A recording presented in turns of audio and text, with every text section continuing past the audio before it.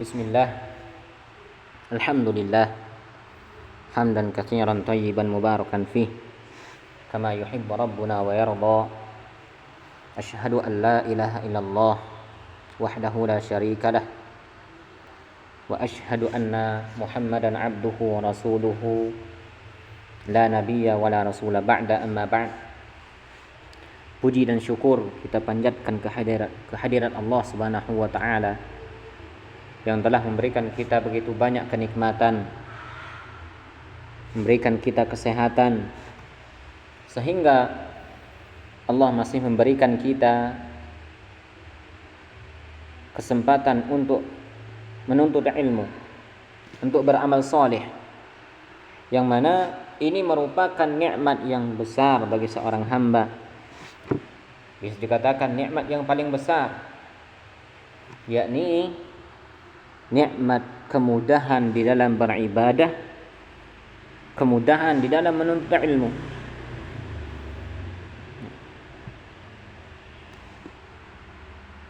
Dan semoga amal ibadah yang kita lakukan, yang kita kerjakan diterima oleh Allah Subhanahu wa taala dan menjadikan amal-amal kita sebagai bekal untuk mendapatkan rahmat-Nya, untuk bertemu dengan Allah Subhanahu wa taala. Salawat serta salam semoga tetap tercurahkan kepada junjungan kita Nabi kita Muhammad sallallahu alaihi wasallam, kepada keluarga beliau, sahabat beliau, dan kepada umat beliau yang selalu menempuh jalan beliau dan para sahabatnya sampai pada hari kiamat kelak. Ikhwan dan akhwat yang dimuliakan oleh Allah Subhanahu wa taala, insyaallah pada kesempatan kali ini kita akan membaca sebuah kitab yang ringkas, yang tipis. Ini hanya 50 halaman yang membahas tentang tazkiyatun nafsi, yang membahas tentang penyucian jiwa.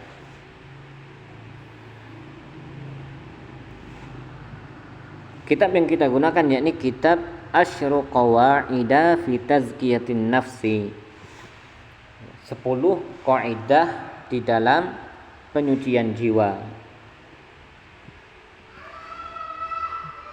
Apa pentingnya kita belajar tentang tazkiyatun nafs? Tentu memiliki keutamaan yang besar. Sangat penting sekali kita belajar tentang penyucian jiwa. Kenapa?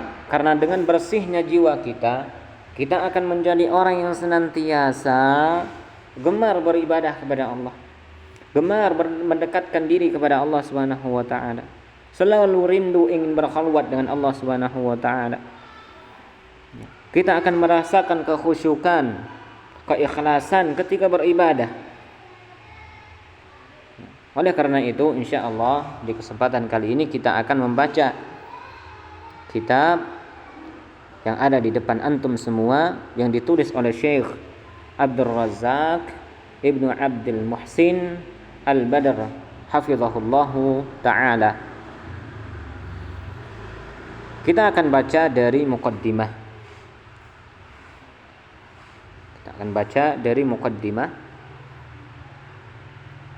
Nah, baik. Bismillahirrahmanirrahim. Muqaddimatun. Alhamdulillahi rabbil alamin, wassalatu wassalamu ala asyrafil anbiya'i wa khatamil mursalin, nabiyyina wa qudwatina wa qurrati a'yunina Muhammad ibn Abdillah al-Hadi al-Amin. Segala puji bagi Allah Subhanahu wa taala, Rabb semesta alam, dan selawat serta salam semoga tercurahkan kepada Nabi yang paling mulia, penutup para rasul, Nabi kita dan tauladan kita, penyejuk pandangan kita, yakni Nabi kita Muhammad ibni Abdillah al-Hadi al-Amin, yang membawa petunjuk dan yang amanah. wa ala alihi wa sahbihi ajma'in, dan kepada keluarganya dan para sahabatnya seluruhnya, wa man sara ala hadihim ila yaumiddin, dan kepada orang-orang yang senantiasa menempuh petunjuk mereka hingga yaumul qiyamah. Amma ba'du, فالنفس التي بين جنبي الإنسان أمرها عظيم وشأنها كبير. Jiwa yang ada pada diri manusia itu merupakan perkara yang agung dan perkara yang besar. Faqad aqsama Allahu azza wa jalla bi'adadin min makhluqatihi al-kibari ad-dalati ala azimatihi subhanahu wa ta'ala. Allah subhanahu wa ta'ala telah bersumpah dengan sebagian makhluk-makhluknya yang besar, yang itu menunjukkan keagungan Allah subhanahu wa ta'ala. Fi surati syamsi ala nafsil muflihah wa ghairil muflihah, di dalam surah Asy-Syams yang menjelaskan tentang jiwa yang beruntung dan jiwa yang tidak beruntung. Faqala ta'ala wasyamsi wa duhaha wal qamari idza talaha wan nahari idza jallaha wal laili idza yaghshaha was samaa'i wa ma banaha wal ardi wa ma tahaha wa nafsin wa ma sawwaha fa alhamaha fujuraha wa taqwaha qad aflaha man zakkaha wa qad khaba man dassaha. Di sini di surah Asy-Syams ini Allah Subhanahu wa taala bersumpah dengan makhluk-makhluknya yang besar, yang agung, seperti matahari, bulan, ya, dan siang dan malam, langit dan bumi, dan makhluknya yang besar. Ini menunjukkan keagungan Allah Subhanahu wa taala, betapa agungnya Allah Subhanahu wa taala. Akan tetapi yang menjadi pembahasan kita di sini ikhwah dan akhwat yang dimuliakan oleh Allah, yakni pada ayat ke-9 dan ayat ke-10. Qad aflaha man zakkaha wa qad khaba man dassaha. Sungguh beruntung orang-orang yang menyucikan jiwanya, dan sungguh merugi orang-orang yang mengotorinya. Qauluhu azza wa jalla qad aflaha man zakkaha, firman Allah ini qad aflaha man zakkaha, aslu zakati hiya ziyadatu fil khairi. Secara asal az-zakah, kalimat zakatu itu maknanya yakni bertambahnya sesuatu kebaikan, ya, bertambahnya di dalam kebaikan. Wal muradu bil ayati huna anna man sa'a fi tazkiyati nafsihi wa islahiha wa sumuwiha bil istiktsari minal ta'ati wal khairat. Yang dimaksud di sini, dimaksud oleh ayat ini, orang yang beruntung yang membersihkan jiwanya, yakni adalah orang yang berusaha membersihkan jiwanya, memperbaikinya dan mengangkat derajat jiwa tersebut dengan memperbanyak ketaatan dan kebaikan kepada Allah Subhanahu wa taala. Wal ibti'adi an syururi wasayyiati, dan menjauhkan jiwanya dari keburukan-keburukan dan kemaksiatan. Ya. Jadi orang yang senantiasa memperbaiki jiwanya untuk menjadi lebih baik, tidak peduli berapa kali dia terjatuh di dalam kemaksiatan, tidak peduli berapa kali dia berbuat kesalahan, akan tetapi dia segera kembali kepada Allah, dia segera bertaubat, dia segera untuk memperbaiki dirinya dan berusaha menjauhi dirinya dari keburukan dan kemaksiatan, maka dia adalah orang yang beruntung. Maka tahaqqaqa falahuhu, maka orang seperti ini telah merealisasikan keberuntungan bagi jiwanya.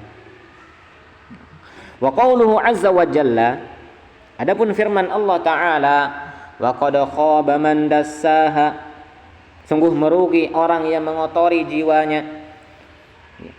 Aslu tadsiyati, secara asal makna tadsiyah apa? Huwal ikhfa'u, yakni al ikhfa, kesamaran, ya. Atau sesuatu yang masih tertutup, yang belum jelas, ya, masih samar. Fal'asi qad akhfa nafsahul karimata bi fi'lil athimi, maka orang yang bermaksiat kepada Allah, maka sungguh dia telah menyamarkan jiwanya yang mulia, menutupi jiwanya yang mulia, yang mana jiwanya itu telah jelas kemuliaannya, akan tetapi dia samarkan, dia tutup kemuliaan tersebut dengan perbuatan yang penuh dosa. Wa qamaraha bil radha'ili wal khasa'isi, dan dia menimbunnya, ya, mengubur jiwa tersebut dengan apa? Dengan raza'il, dengan sesuatu yang tercela, dan khasa'is, dengan sesuatu yang kotor, sesuatu yang jelek, yang kotor. Wa qama'aha wa ahlakaha bi fi'lil uyubi, dan dia mengekang jiwanya dan membinasakan jiwanya dengan perbuatan-perbuatan yang penuh dengan aib. Hatta sarat nafsan dani'atan wadi'atan munhattatan, sehingga jiwanya menjadi jiwa yang rendah, jiwa yang hina, jiwa yang terpuruk, ya. Wastahaqqat bidzalikal khaybatu wal khusran wal ya'idzu billah. Dampak dari perbuatannya tersebut, perbuatan-perbuatan buruk yang hingga menjadikan jiwanya itu jiwa yang dani'atan, yang rendah, yang hina, wadhi'atan, munhattatan, ya, yang terpuruk, yang hina, maka kegagalan dan kerugian telah dia dapatkan oleh jiwa tersebut, terrealisasikan keburukan, ya, kegagalan dan kerugian bagi jiwanya. Wal'iyadzu billah. Fan-nufusus syarifatu la tarda minal asya'i illa bi'a'laha wa afdaliha wa ahmadiha akibatan. Maka jiwa yang mulia, ya, itu tidak akan pernah ridha dengan sesuatu kecuali dengan yang lebih tinggi, lebih afdal, lebih terpuji pengaruh kebaikan terhadap dirinya. Wan nufusud dani'atu wan nufusud dani'atu tahumu haulad dana'at, dan jiwa yang rendah, jiwa yang hina itu akan senantiasa mengitari sesuatu yang rendah, sesuatu yang hina pula, sesuatu yang kotor. Wa taqa'u 'alaiha kama yaqa'u az-zubabu 'alal aqzar, dan dia akan terjatuh ke dalamnya, ke dalam kehinaan tersebut, kotoran tersebut, sebagaimana lalat hinggap di kotoran. Fan-nafsu syarifatul 'aliyatu la tarda bidzulmi wala bil fawahish wala bis sariqah wala al khiyanah. Maka jiwa yang mulia, yang tinggi, itu tidak akan pernah ridha terhadap kezaliman, terhadap sesuatu yang keji, terhadap sifat pencuri, terhadap sifat khianat. Li'annaha akbaru min zalika wa ajallu, karena jiwa tersebut lebih besar dari segala hal itu, lebih mulia dari hal tersebut. Wa nafsul mahinatul haqiratul khasisatu bididdi min zalik, dan adapun jiwa yang hina, jiwa yang rendah, jiwa yang jelek, itu kebalikan darinya, dari yang disebutkan jiwa yang bersih, jiwa yang mulia. kullu nafsin tamilu ila ma yunasibuha wa yushakiluha. Allah. Ikhwah dan akhwat yang dimuliakan oleh Allah Subhanahu wa taala. Maka dari sini hendaknya kita selalu memuhasabah diri kita. Memuhasabah, kita perhatikan diri kita, jiwa kita. Keadaan kita saat ini seperti apa? Di mana kondisi jiwa kita? Apakah jiwa kita telah termasuk dari golongan jiwa-jiwa yang baik? Atau sebaliknya? Karena setiap jiwa itu akan condong terhadap yang serupa dan yang sesuai dengannya. Maka dikatakan di sini, fa kullu nafsin tamilu ila ma yunasibuha wa yushakiluha. Setiap jiwa itu akan condong kepada apa yang sesuai dengannya dan yang serupa dengannya. Maka kita muhasabah diri kita. Jika kita merasa diri kita belum, jiwa kita belum termasuk dengan jiwa yang baik, kita berusaha memperbaiki diri kita, mencari teman-teman yang bisa membantu kita agar kita menjadi lebih baik, agar jiwa kita bisa bersih, mencari teman-teman yang saleh, lingkungan yang baik. Karena jiwa-jiwa yang bersih, jiwa-jiwa yang mulia itu senantiasa akan berkumpul dengan yang serupa dengannya, akan mencari teman-teman yang baik, lingkungan yang baik, ya, makanan yang baik, harta-harta yang baik. Dan begitu juga sebaliknya, jiwa yang kotor akan senantiasa mencari tempat-tempat yang kotor, akan senantiasa bergaul dengan sesuatu yang kotor, teman-teman yang tidak baik, selalu mencari sesuatu yang tidak baik, yang haram. Waliyadzubillah. Maka kita saat ini, jika kita merasakan diri kita ini belum termasuk bagian dari jiwa-jiwa yang terbaik, maka kita selamatkan diri kita. Kita berusaha mulai dari sekarang, usaha untuk menjadi lebih baik.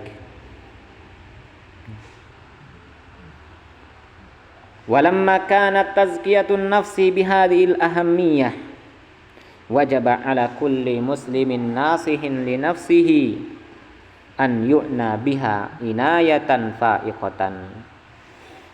Jika kita telah mengetahui betapa pentingnya membersihkan jiwa, maka wajib bagi setiap kaum muslimin, ya, bagi kita, untuk menasehati dirinya. Dengan apa? Dengan memberikan perhatian kepada jiwanya dengan perhatian yang sangat besar. Wa an yujahida nafsahu fi hayatihi ala tahqiqi hadhihi al-ghayatil hamidah. Dan dia mengusahakan jiwanya di dalam hidupnya untuk merealisasikan tujuan yang terpuji ini. Liyufliha fid dunyahu wa ukhrahu, agar dia mendapatkan keberuntungan, keberhasilan, kesuksesan di dunia dan di akhirat. Wa yun'ama bisa'adatil haqiqiyati, dan dia diberikan nikmat oleh Allah berupa kesenangan yang hakiki. Fa inna li nafsi 'alal muslim haqqan. Nah, sesungguhnya bagi jiwa setiap muslim itu ada hak yang harus ditunaikan. Kama qala Rasulullah sallallahu alaihi wasallam, sebagaimana Rasul sallallahu alaihi wasallam bersabda, wa inna li nafsika 'alaika haqqan. Sesungguhnya pada dirimu itu ada kewajiban yang harus engkau tunaikan. Ada porsinya masing-masing, ada haknya masing-masing. Ya. Wa yukhti'u man yadhunnu anna al-haqqan nafsi yakunu bi tashdidi 'alaiha wa hirmaniha min huquqiha allati fatarallahu an-nufusa 'ala al-ihtiyaji ilaiha. Maka salah Orang yang mengira bahwasannya memberikan hak pada jiwa itu dengan bersikap tasydid, dengan bersikap keras terhadap jiwa, bersikap berlebihan, semuanya digunakan untuk mencari dunia, sibuk mencari dunia dari pagi sampai sore. Semua jiwanya, tubuhnya digunakan hanya untuk mencari dunia. Bahkan sanggup bergadang hanya untuk mengejar dunia. Bersikap berlebihan. Begitu juga di dalam ibadah. Bersikap berlebihan di dalam ibadah. Semua waktunya untuk ibadah, maka ini juga salah. Bersikap berlebihan, terlalu keras dengan jiwa. Ini tidak memberikan hak jiwa. Yang demikian itu tidak memberikan hak terhadap jiwanya. Wa hirmaniha min huquqiha, dan mencegah jiwa tersebut dari hak-hak yang Allah telah fitrahkan baginya. Yang hak tersebut telah Allah fitrahkan untuk jiwa tersebut butuh dengannya. Kama yukhti'u man yadhunnu annal haqqan nafsi yakunu bitafriti. Begitu juga orang yang mengira bahwasannya memberikan hak pada jiwa itu dengan bersikap lemah, bersikap lembek, maka ini juga salah. Terlalu lembek terhadap jiwa ini juga salah. Wa ihmali siyasatiha, membiarkan begitu saja, tidak diurus jiwanya, dirinya tidak diurus, tidak diberikan haknya. Wa tarakaha munghamisatan fi syahwatiha wa nahwi dzalik. Bahkan dia membiarkan jiwanya itu tenggelam di dalam syahwatnya. Waliyadzubillah. Maka ini salah yang demikian. Maka beliau katakan wahai hata antakuna tazkiyatun nafsi bimithli dzalik.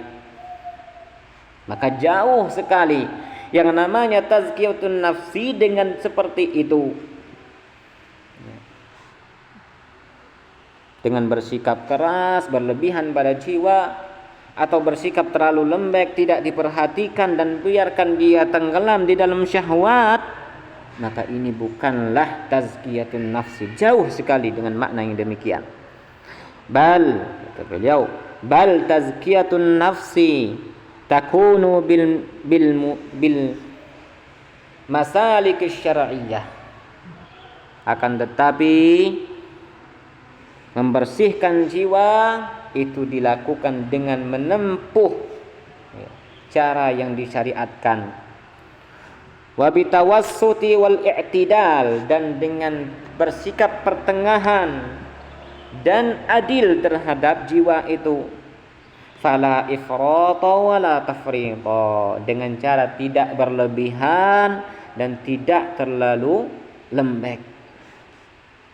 Bal biluzumi hadyin Nabi sallallahu alaihi wasallam wa nahjihi alqawimi. Akan tetapi dengan mengharuskan mengikuti petunjuk Nabi sallallahu alaihi wasallam dan caranya yang telah jelas, caranya yang telah diajarkan. Ya, kita ingin jiwa kita bersih, maka kita harus mengikuti apa yang Rasul sallallahu alaihi wasallam ajarkan, apa yang Allah turunkan, apa yang Rasul ajarkan. Inilah kebenaran. Maka kita akan memperoleh jiwa yang mulia dengan beramal dengan apa yang dicontohkan, diturunkan, diajarkan. Bukan dengan prasangka, bukan dengan perasaan, bukan dengan hawa nafsu, bukan dengan anggapan kita itu baik. Karena kalau kita menganggap itu baik, tidak dilandasi dengan panduan Al-Quran dan Sunnah Nabi SAW, maka itu adalah keburukan, itu adalah kesalahan, bukan kebaikan, bukan kebenaran.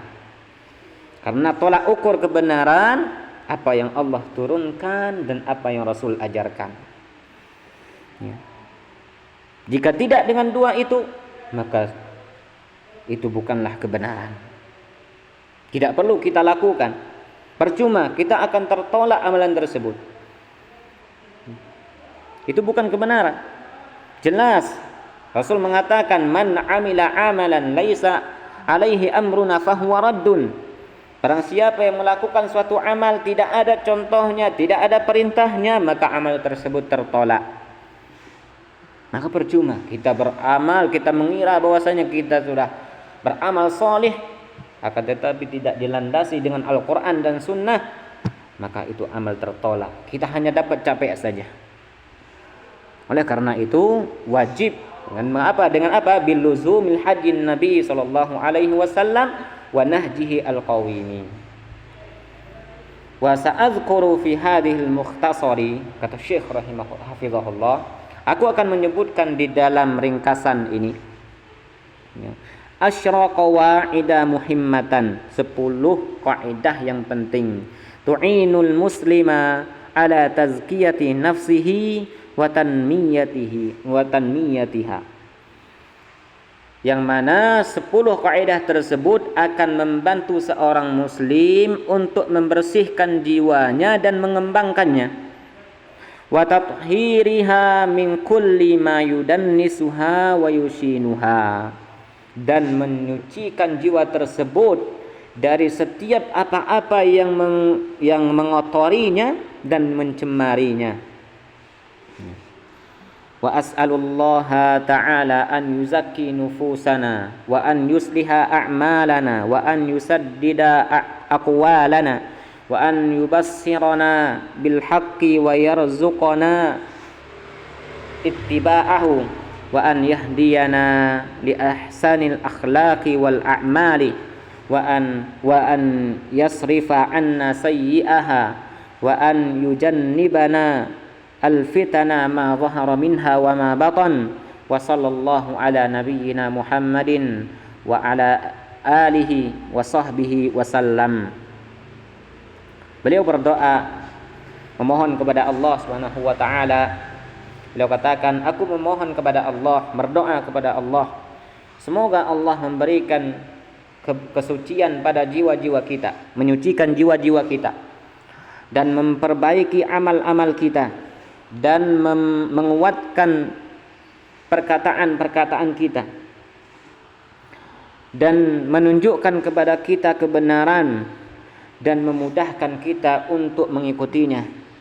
Wa an yahdiyana li ahsanil akhlaqi wal a'mal, dan semoga Allah senantiasa menunjukkan kepada kita akhlak yang mulia dan amal yang paling baik, akhlak yang terbaik dan amal yang terbaik, dan menjauhkan kita dari keburukan-keburukan jiwa kita, dan menjauhkan kita wa an yasrifa anna sayyi'aha, dan semoga Allah memalingkan kita dari keburukan-keburukan jiwa kita, wa an yujannibana al-fitana ma zahara minha wa ma batan, dan semoga Allah menjauhkan kita dari fitnah yang tersembunyi darinya dan yang terang-terangan. Wa sallallahu ala nabiyyina Muhammadin wa ala alihi wa sahbihi wasallam. Baik, mungkin ini yang dapat kita bacakan pada kesempatan kali ini ya ikhwah dan akhwat yang dimuliakan oleh Allah. Insyaallah di pertemuan selanjutnya kita akan masuk di kaidah yang pertama tentang tazkiyatun nafs. Ya. Semoga Allah memberikan kita keistiqomahan, menerima amal ibadah kita, ya, menjadikan pertemuan kita ini pertemuan yang bermanfaat, memberikan ganjaran pahala kepada kita, dan semoga Allah menjauhkan kita dari segala bentuk kemaksiatan, mengokohkan kita di atas kebenaran, dan semoga Allah mewafatkan kita dalam keadaan husnul khatimah. Ya, mungkin ini yang dapat kita bacakan, yang ana bisa bacakan bersama antum semua. Lebih dan kurang mohon dimaafkan. Ya, kita cukupkan dengan kafaratul majlis. Subhanakallahumma wa bihamdika Asyhadu an la ilaha illa anta astaghfiruka wa atubu ilaik. Wa sallallahu ala nabiyyina Muhammad wa ala alihi wa sahbihi wasallam. Assalamualaikum warahmatullahi wabarakatuh.